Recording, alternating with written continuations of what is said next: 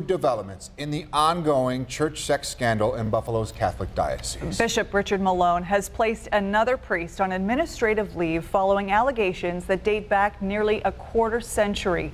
Also, a group called Road to Recovery now issuing an ultimatum to the bishop: release all files on suspected pedophile priests or resign.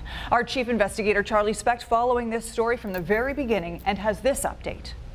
I think Buffalo, New York is Boston, Massachusetts west. The same level of cover-up that occurred in Boston has occurred in the Diocese of Buffalo.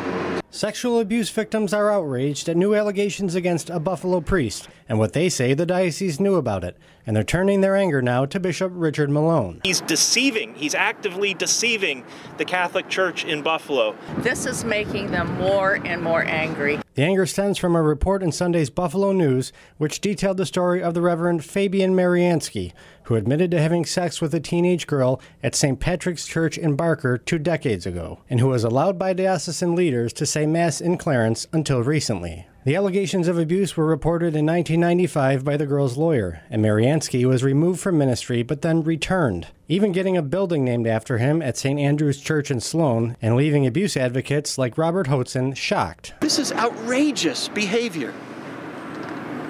When will it stop? Well, it will stop when Bishop Malone reveals every bit of it, or he has to resign.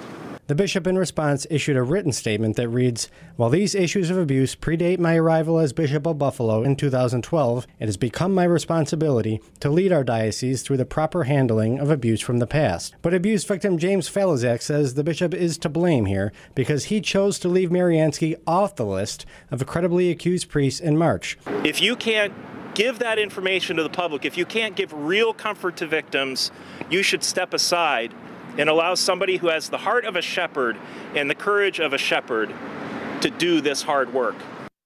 Now, the bishop says he's reopening this investigation, and he's now put Mariansky, this retired priest, on leave from Nativity Church in Clarence, where he was saying masses. These new names are being exposed. How many names are now on this list? Yeah, the original list by the diocese started at 42 credibly accused priests. Our reporting and others have increased that number now to 64. 64 All right, names. 64. All right. Thank you, Charlie, for your reporting tonight.